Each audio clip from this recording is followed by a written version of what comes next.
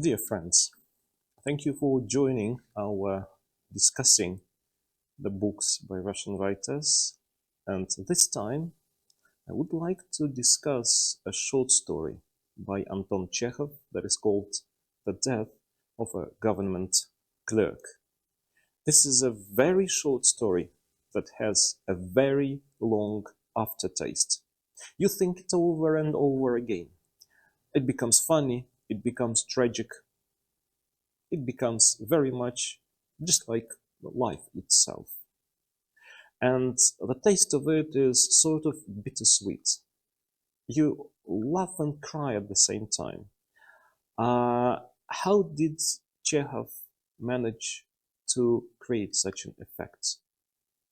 This is an interesting story because Chekhov himself was a very interesting personality. Minds that he lived a very short life, just 44 years. He was a doctor by trade. He was not from a very rich family, and he was born and raised in the area of Taganrog, down south of Russia. And Chekhov used to be a doctor in Moscow region, in small areas. He started to write relatively late, and mostly he wrote plays and short stories. We have to say that his profession of a doctor gave him a very deep insight on human nature. By the way, do you know any other writers who were doctors by trade? Don't you remember that Mikhail Bulgakov was a doctor? That William Somerset Maugham had a medical background? And even Cronin was a doctor. Maybe that gives them a better understanding of human nature. But let's see. A short story was first published in 1883. And we can see that the main character here is a government clerk whose last name is very important. Let's get acquainted to this person. One fine evening, a no less fine government clerk called Ivan Dmitrich Chervikov was sitting in the second row of the stalls, gazing through an opera glass at the Cloche de Corneville. He gazed and felt at the acme of bliss, but suddenly, in stories, one so often meets with this but suddenly. The authors are right. Life is so full of surprises. But suddenly his face puckered up, his eyes disappeared, his breathing was arrested, he took the opera glass from his eyes, bent over and hapchi! He sneezed, as we perceive. It is not reprehensible for anyone to sneeze anywhere. So, we are meeting now the main character, the protagonist of this short story, Ivan Dmitrich Chervikov. Can you possibly guess what does this last name mean in Russian? Chervikov, Cherv, Chervyak. It's actually a snail or a worm. So you can see that this last name shows us that this is a type of personality who's used to live in a kind of a misery. This is a very small government clerk that doesn't expect much from this life. And he understands that his position is very low, and he accepts it, and he even enjoys it in a sort of way. We have here a typical image of a small person, which is so familiar in Russian literature. We come across these characters who are literally nothing in the misery comparing to the government machine in the books by Alexander Pushkin, by Nikolai Gogol, by Fyodor Dostoevsky, and many others. Some of them perish, some of them remain, some of them revolt, but to no success. What is going to happen to Ivan Dmitrich Chervikov? Let's see it together. Chervякov was not in the least confused. He wiped his face with his handkerchief and, like a polite man, looked round to see whether he had disturbed anyone by his sneezing. But then he was overcome with confusion. He saw that an old gentleman sitting in front of him in the first row of the stalls was carefully wiping his bald head and his neck with his glove and muttering something to himself. In the old gentleman, Chervякov recognized Bryzhalov, a civilian general serving in the Department of Transport. I have spat at him, thought Chervякov. He is not the head of my department, but still it is awkward. I must apologize. Have a look. A person is so familiar with his miserable position that he understands that he has to apologize even without being asked for it. The situation implies that he would better leave the general alone and not ask for any apologies. They are in the theater. The show keeps going on. Just leave him alone. But he feels that he must apologize. But look at the reaction of the general. Chervякov gave a cough, bent his whole person forward, and whispered in the general's ear, "Pardon, Your Excellency, I spat at you accidentally." Never mind, never mind. For goodness sake, excuse me, I did not mean to. Oh, please sit down, let me listen. You see that in the beginning, the general is very polite. He sees no possible problem in the fact that a person sneezed. Okay? So the accident must be dismissed, just passed away. But Chervякov is not a person like this. He is a very fine government clerk, as we know. He must keep on apologizing literally until his death. Do you think I exaggerate? By no means no. Let's carry on going. Chervякov was embarrassed. He smiled stupidly and fell to gazing at the stage. He gazed at it, but was no longer feeling bliss. He stopped enjoying the play. The whole pleasure was spoiled because he is feeling now awkward and afraid. He must continue to perform his duty as a government clerk. Have a look at this specific moment. He stopped being a human being, a personality, a private person. He is now a government clerk who must apologize until the end of his days. He began to be troubled by uneasiness. In the interval, he went up to Bryzhalov, walked beside him, and overcoming his shyness, muttered, "I spat at you, Your Excellency, forgive me. You see, I didn't do it to..." "Oh, that's enough. I'd forgotten it, and you keep on about it," said the general, moving his lower lip impatiently. Please mind that the reaction of the general will increase each time that Chervякov is reminding him of this unpleasant accident.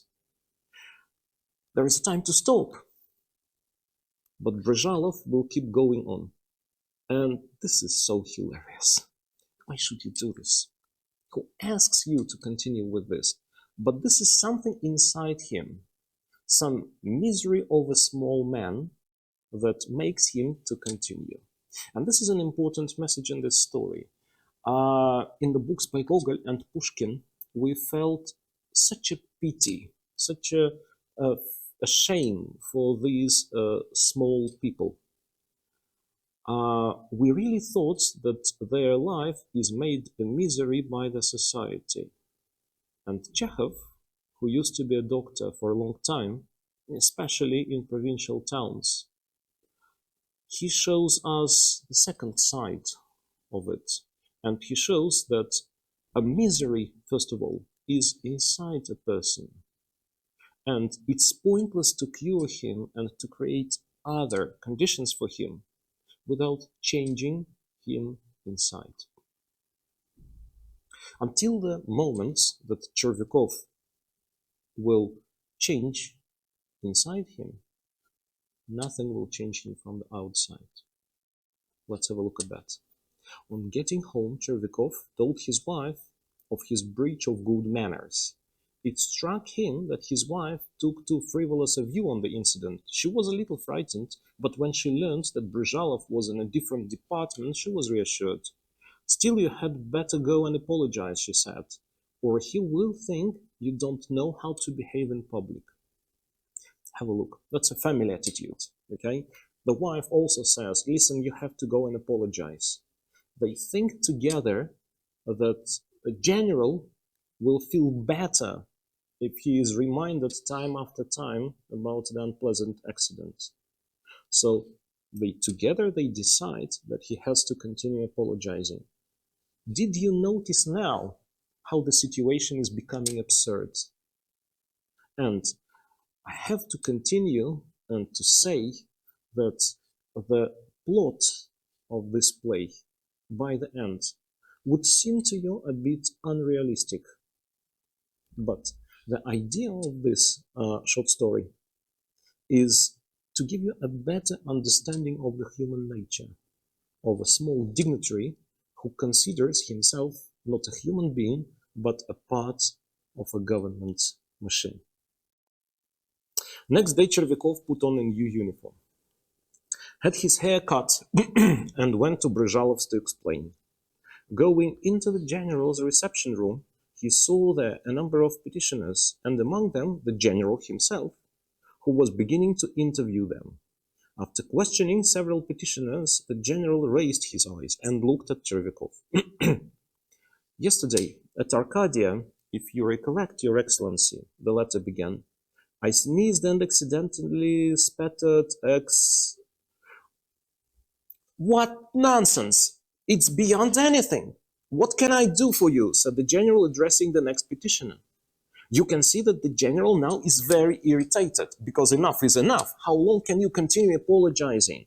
He was very polite in the beginning, but now he himself cannot take. He cannot stand this person who keeps on apologizing and humiliating himself. What's the point of it? But Brezhalov insists, and the situation is getting more and more absurd. When the general had finished his conversation with the last of the petitioners and was turning towards his inner apartments, Chervякov took a step towards him and muttered, Your Excellency, if I venture to trouble Your Excellency, it is simply from a feeling, I may say, of regret. It was not intentional, if you will graciously believe me. The general made a lachrymose face and waved his hand. Why, you are simply making fun of me, sir, he said as he closed the door behind him. Where's the making fun in it? Thought Chervякov. There is nothing of the sort.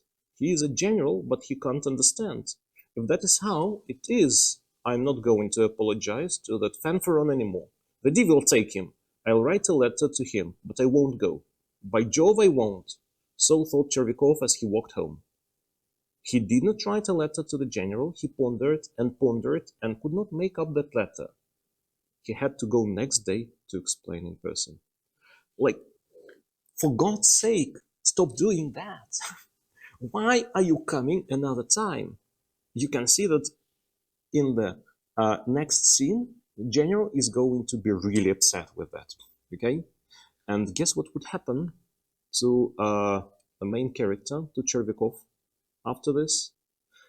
This is such a funny scene, but very contradictory. Okay? And this is precisely the scene that makes a very long aftertaste. So I want to enjoy the scene together with you. Are you ready?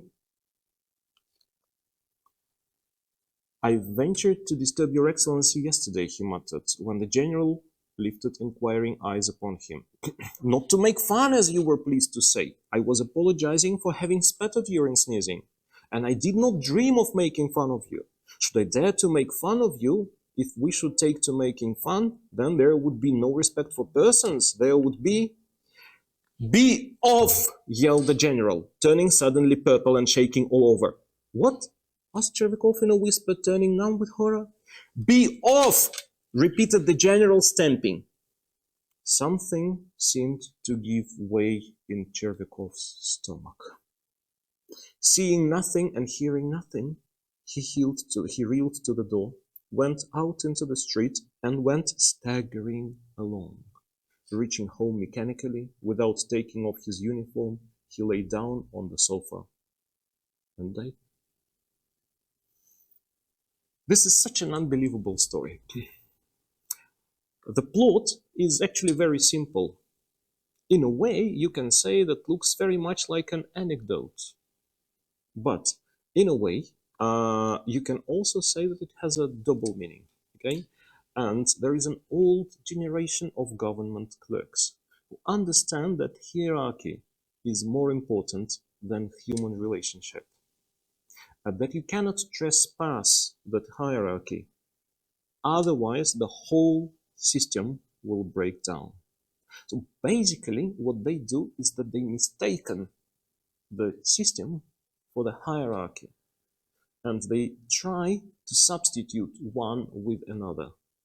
And just until the moment the old generation would not die, the system would not work the normal way, because they will understand that the job of a clerk is to humiliate himself, but not to function as a clerk. This is important message that I can see. But mind that this is by far not the only message in that story. And you can find many others. I would be so glad to discuss them with you one day. But for now, let me say thank you very much for being with us, and see you again.